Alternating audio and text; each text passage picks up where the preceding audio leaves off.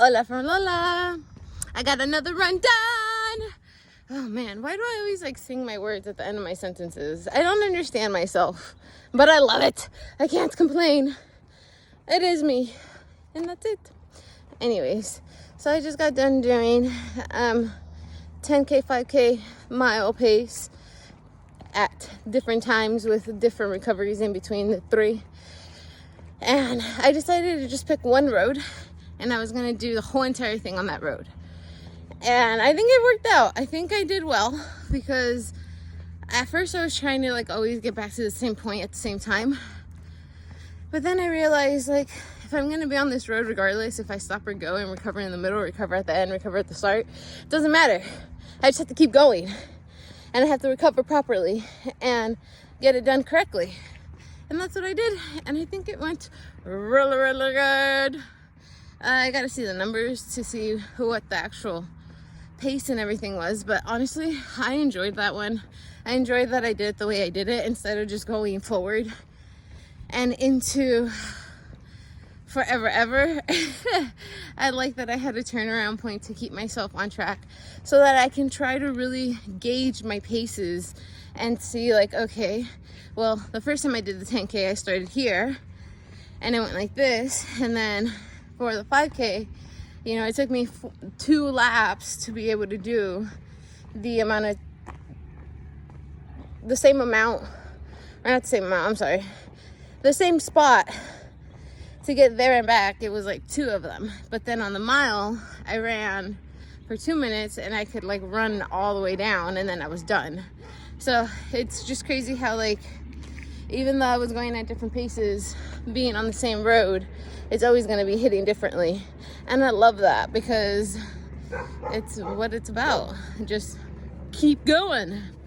All righty. Look at that, look at that, look at that. So my warm-up was at 11:29, which is really nice. And I broke it down right here on my own paper to how I did it. But my 10Ks were averaging at 10 minutes. And then my 5Ks were at probably like 9 minutes or so. And my mile was all over the place. But it's because of the way that my 5K went or my 10K went. So on the first one, I did a 10:01 and then a 9:11 and then an 8:30. That was perfect. I should have just kept that pace. It was beautiful. I tried. I was at a 10 minutes and then at an 8:23 for my 5K and then at a 7:47 for my mile, which was faster than the first time, which felt good, and I thought I was okay, but maybe I was pushing a little too much. We'll see. Hold up. So then on my third one, since I started speeding up on that last mile, I was like, ooh, I got this. And I went too fast. I was at a 9:30 for my 10K, which slowed me down to a 9:06, which is my average, which should have been my average for my 5K, which was good. But since I went so fast on the 10K, it made me even slower on my mile, or I'm just getting faster. Either way, I did it. And I also went for a little 2-minute cool down, and I was at 11:05, which is telling me that I'm basically doing it how I should be doing it. I just have to keep going and be consistently doing it so that I don't stop, and the numbers just start averaging out even better every time once I know exactly how I'm supposed to go. I also forgot to mention what the actual conversation was about for the guided part of the run yesterday. And it was talking about the different people of the marathon. So first of all, they were talking about the first woman who ever was a part of the Olympics to do a marathon. Her name was Jody, and she had gotten surgery 2 weeks before the race, but since she trained so well, she was able to get herself out of her recovery and into the marathon and won it by 1 minute, I believe it was, but she was always 22 minutes ahead of everyone else, or 22 miles ahead of everybody else. So she really got it. And it was inspiring because it's like, even with a surgery leg, she was still able to get it done. And it was wonderful. Look at our low battery. That's going to change soon. It's 76 in the house. Inside of our house is 76 degrees. This is why it's death in here. Anyways, so that was pretty cool to hear about her. And then to hear about, God, what was his name? I forgot the dude's name. But he was the first person to ever run a whole marathon in under 2 hours. That's like craziness. That's 4,000 meters or so plus in 2 hours. That's like a 4-minute, 4:32, I think they said was his mileage pace.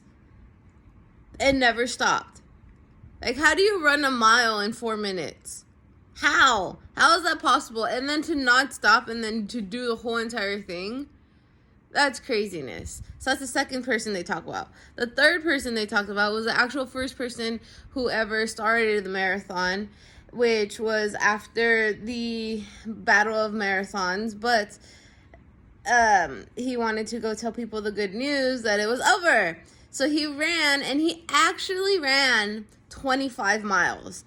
The actual marathon was 25 miles. So, like, that's an even amount of number. Where did this 1.2 come from for 26.2 to complete a whole marathon?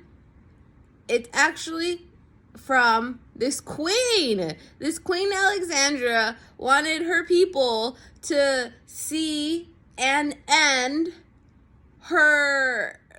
the marathon on her property, on her castle land.